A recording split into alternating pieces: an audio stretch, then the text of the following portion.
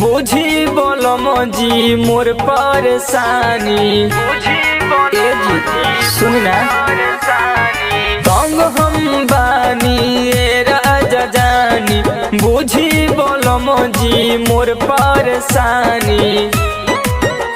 नहीं समझेला तू हमारा बात के राजा बात के, रोज मांगेला देवरया धीरात के, रोज मांगेला देवरया धीरात के।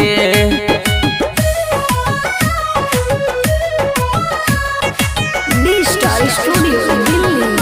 रोज मांगेला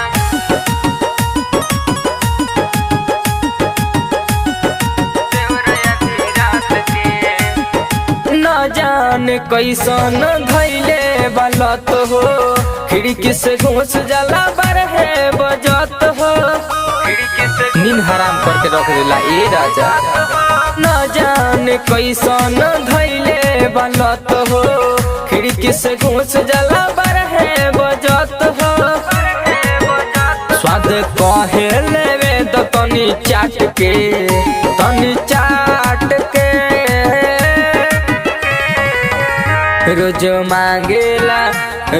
मांगेला देवरया धीरात के, रोज मांगेला देवरया धीरात के।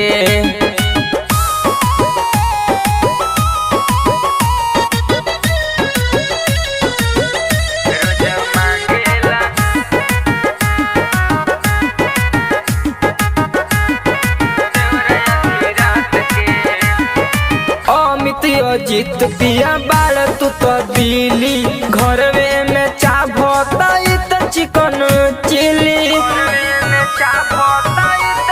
ए जी सुनी ना, अमित अजित पिया बाल तू तो दिली, घरवे में चाभता त चिकन चिली। पिया दिलवाला कह तनी डांट के, बोला डांट के। रोज मांगेला देवरया धीरात के, रोज मांगेला देवरया धीरात के। बड़ी तंग करेला ये राजा जी।